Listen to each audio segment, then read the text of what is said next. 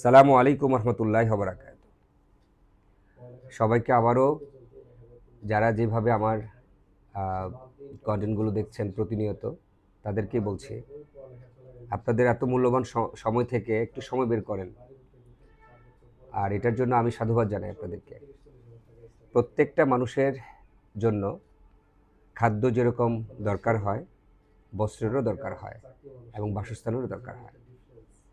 আমি সেই ব্যক্তিদেরকে বলছি যারা আমরা পৃথিবীতে মধ্যবিত্ত একটা শ্রেণী এবং নিম্ন মধ্যবিত্ত একটা শ্রেণী, যারা কোনো সাহস করতে পারি না যে যাদের অর্থ আছে অনেক, সেই অর্থ অনুযায়ী যেরকমভাবে 5 কাঠা বুকিং করতে পারে কোনো একটা প্রজেক্টের ভিতরে, অথেন্টিক কোনো একটা জায়গায়, যেরকম ক্যাশ টাকা দিয়ে কিনতে পারে, এরকম মানুষ অনেক কম।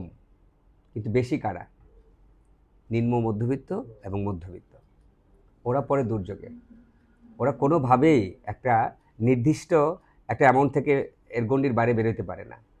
কারণ তাদের ছেলে মেয়ে, বাবা মার যে চিন্তা, যে রেপুটেশন, লেখাপড়ার খরচ, বাসা ভাড়া, বিভিন্ন জিনিস থাকে।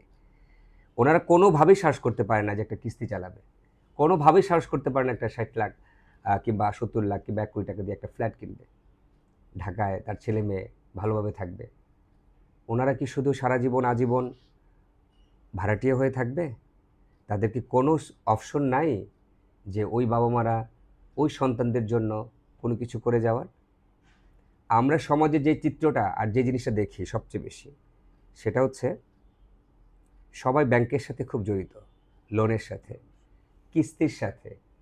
এলাকা ভিত্তিক কিছু মানুষ দেখবেন, এমন কিছু মধ্যবিত্ত শ্রেণী কিছু অল্প অল্প টাকা উঠায় ব্যবসার জন্য, তো তার প্রতি সপ্তাহে সপ্তাহে সেটাকে কি করে চালাচ্ছে। কেউ ইন্স্যুরেন্সে, কেউ আলিকুতে, কেউ পলিসিতে, কেউ ডিপোজিট অনেক রাখে। অনেক বাবা মারা এক সন্তানের জন্য 5,000 টাকা করে রাখে, আরেক সন্তানের জন্য 3,000 টাকা করে রাখে, আরেক সন্তানের জন্য 7,000 টাকা করে ডিপোজিট করে। কেন করে জানেন? 12 বছর পরে এটা তারা ভাঙবে। ভাঙলে আপনি দেখেন তো 7,000 টাকা করে আসলে 10 লাখ কত টাকা, 8 লাখ কত টাকা আসে 12 বছরে, বা 10 লাখ সামথিং এরকম আসে। আমি যদি 10 বছর পর পলিসিটা ভাঙি, আমি যদি ডিপোজিটটা ভাঙি 7,000 টাকার, তাহলে যেই টাকাটা জমা হচ্ছে, ঠিক এটার রিটার্নটা কত দেবে জানেন? এটার রিটার্নটা ওনারা 7,000 টাকার পলিসি তো 10 বছরে, যেটা আমরা আলিকো থেকে পাইছি, ওনারা আসছেন, বড় বড় স্যাররা এখানে আসছেন, ওনাদের থেকেই পাওয়া। আমরা মিনিমাম 2.5 থেকে 3 লাখ দিই, বা 3,25,000 টাকা দিই লাভ। কত বছর পরে? 12 বছর পরে। কারণ একটা সব কিছু ম্যাচিউরড একটা টাইম থাকে, ম্যাচিউর টাইম না হওয়া পর্যন্ত কি করে, এটা পরিপূর্ণ হয় না। তো এই ক্ষেত্রে ব্যাংক যেটা করে, পলিসি যেটা করে, আলিকো যেটা করে, ইন্স্যুরেন্স যেটা করে, যারা করে এই ধরনের কাজগুলো, তারা রিটার্নটা কিন্তু খুব অল্প দিচ্ছে। ওই রিটার্নের টাকাটা দিয়ে বাবা মা কি চিন্তা করে জানেন? একটা ছেলের ব্যবসা, কিংবা একটা বিয়ে শাদীর মেয়ের খরচ, কিংবা ছেলেকে কোথাও কিছু করে দিবে, বিদেশে পাঠাবে, এই ধরনের প্রত্যেকটা বাবা মা চিন্তা করে। আমি তাদেরকে বলছি, মেহরবানি করে আপনারা যে কোনো অথেন্টিক একটা জায়গা, যেরকম কিনা এখন তো বাড়িধারা বসুন্ধরাতে আমাদের মতো শ্রেণীর মানুষরা হয়তো সাহস করতে পারবো না, কোটি কোটি টাকার সম্পদ হয়ে গেছে। আমরা সাহস করতে পারবো না যে আফতাবনগরের কোনো একটা প্লটে আমরা যোগদান করি, কিংবা বনশ্রীতে করি। কিন্তু আমরা করতে পারি কোনটা? যেখানে 14 সংসদ এবং 18 সংসদ এক লেকে পাশ হয়েছে। নতুন ঢাকা কোথায় হবে বড় আকারে? সেটা হচ্ছে মাওয়া হাইওয়ে এক্সপ্রেসের পাশে, পোস্তকলা থেকে মাওয়া ঘাট পর্যন্ত। এই দুইটা মৌজা মুন্সিগঞ্জের হাতে নিয়েছে সরকার। যে সরকার চলে গেছেন, সেই সরকার পরিকল্পিত করে, পরিকল্পনা করে এটা পাশ করিয়ে গেছেন। থেকেছেন ইউনূস সরকার 19 মাস। উনি সেটাকে কি করতে পারেন নাই? কোনো কিছু করতে পারেন নাই, বরং ইনভেস্টর এনে মাওয়াটাকে কিভাবে সিঙ্গাপুরের অদলে করা যায়, এই ধরনের ইনভেস্টর অনেক আনছে আলহামদুলিল্লাহ। আপনারা জানেন, ইঞ্জিনিয়ার একজন আশিক সাহেব সিঙ্গাপুর থেকে আসছেন, উনি অনেক অনেক ইনভেস্টর নিয়ে আসছে সারা বাংলাদেশ ব্যাপীতে। কোন কোন জায়গায় কী কীভাবে ইনভেস্টররা ইনভেস্ট করতে পারে, বাইরে থেকে ফরেন নিয়ে আসছে। মাওয়া রোডে যেটা আসছে, এখানে সিঙ্গাপুরের অদলে করবে, মাওয়া পদ্মার ঘাটগুলোকে টুরিস্ট জমের মতো করবে, এটা আমরা জানি। ওই জানা সূত্রে আমি বলছি, এখন আসছে স্থায়ী সরকার, অর্থাৎ আমাদের যে এখন সরকার আছেন, উনিও কিন্তু একই চিন্তা করছেন, মাওয়া রোডটাকে কীভাবে কী করা যায়, উন্নত করা যায়। কিভাবে? এলিভেটেড এক্সপ্রেস ওয়ে চালু করে দিছে, পাত্তাল ট্রেন যাচ্ছে, যাচ্ছে ওরাল সেতু, যাচ্ছে মেট্রো ট্রেন, অর্থাৎ 4টা রোড ওদিকে যাবে। এখন ওদিকে গেলে আমার কি লাভ হবে? ওখানে আমি জমি কিনবো? আমি তো উত্তরবঙ্গের মানুষ, আমি তো পশ্চিমবঙ্গের মানুষ, আমি তো পূর্ববঙ্গের মানুষ, আমার বাসা সিলেট, আমার বাসা চিটাগং, আমার বাসা দিনাজপুর। তাহলে আমি যাব কিভাবে এদিকে? কেন যাব দক্ষিণে? দক্ষিণে এই জন্য যাব যে ওটা একটা পরিকল্পিত শহর হতে যাচ্ছে, ঢাকা, আধুনিক ঢাকা, পরিকল্পিত শহর, নতুন ঢাকা।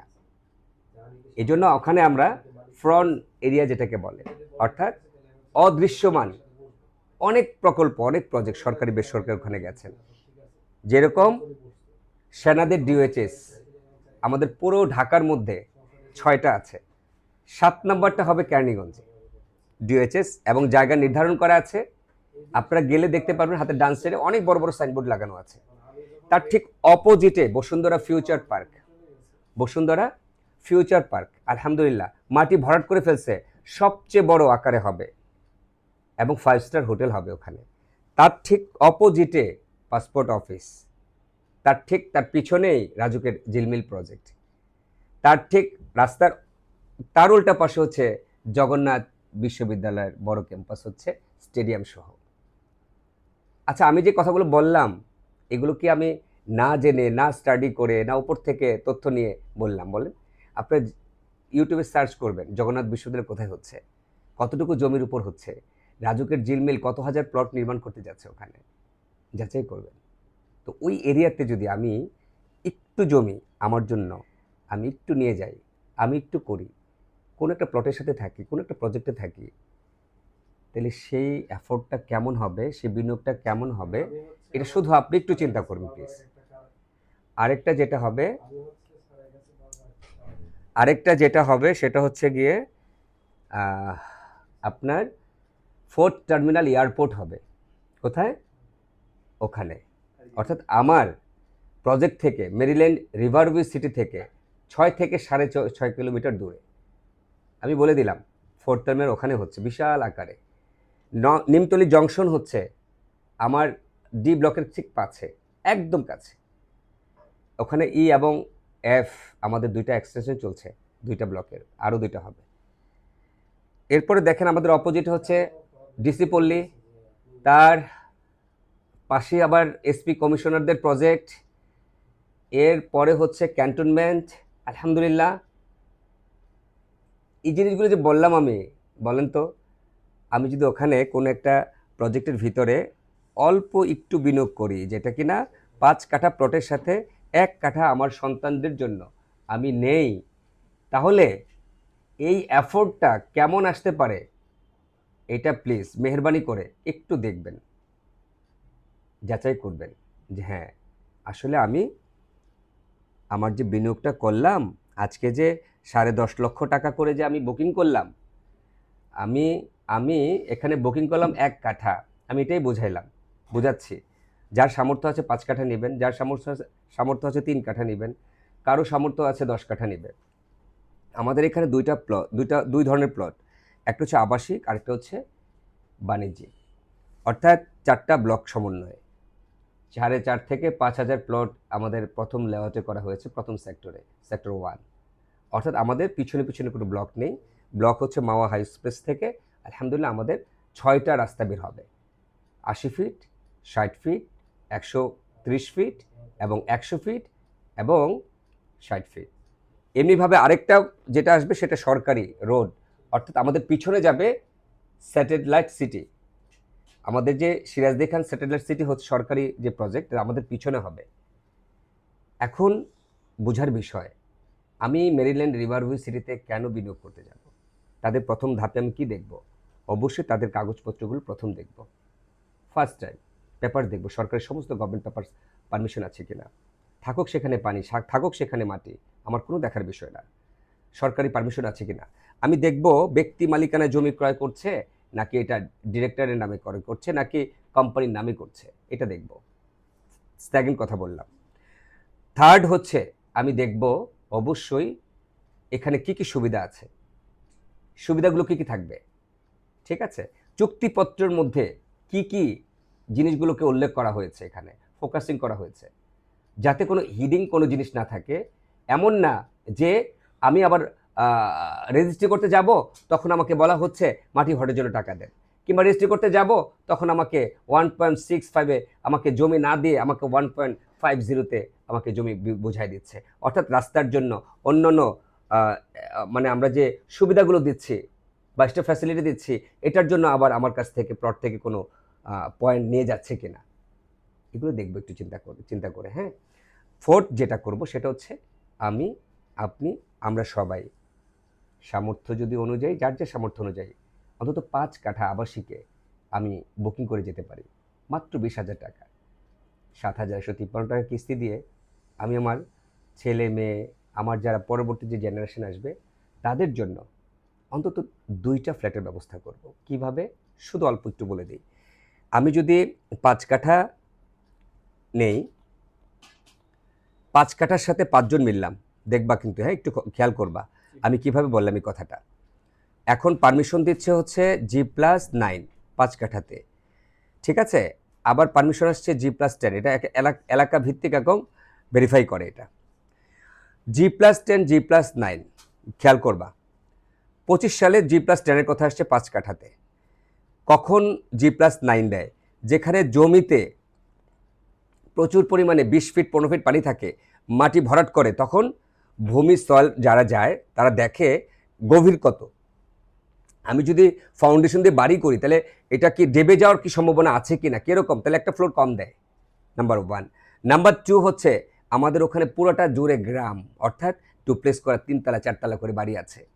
গ্রামটা গেলে দেখা যাবে যে এত সুন্দর করে ভরাট করা, উঁচু জমি, শক্ত জমি, এঁটেল মাটি, এক ফসলি জমি, আলহামদুলিল্লাহ দেখে ভালো লাগবে।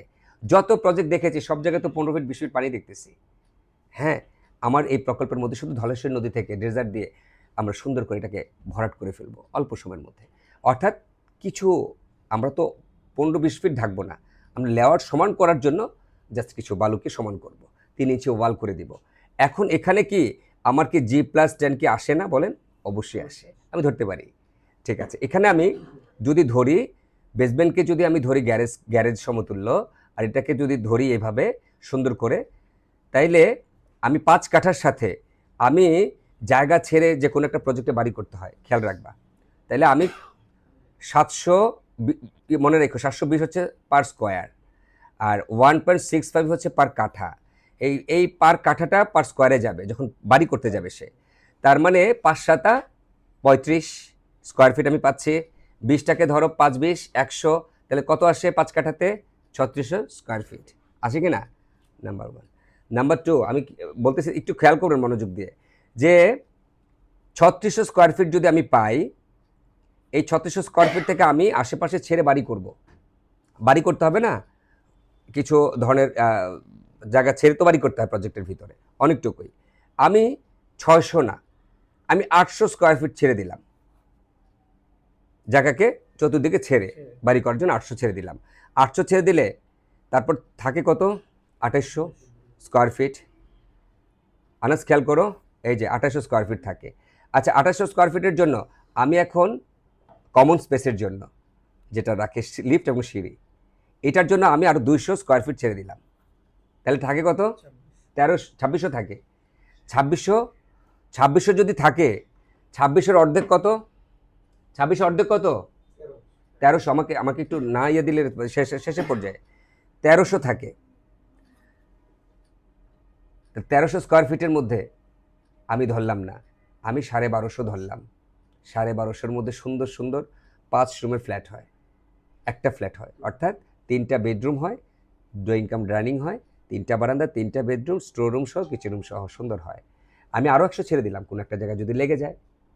আচ্ছা, 1250 আমি স্কোয়ার ফিট আপনাকে ইনশাআল্লাহ আমি দিব আমার মার্ক অনুযায়ী।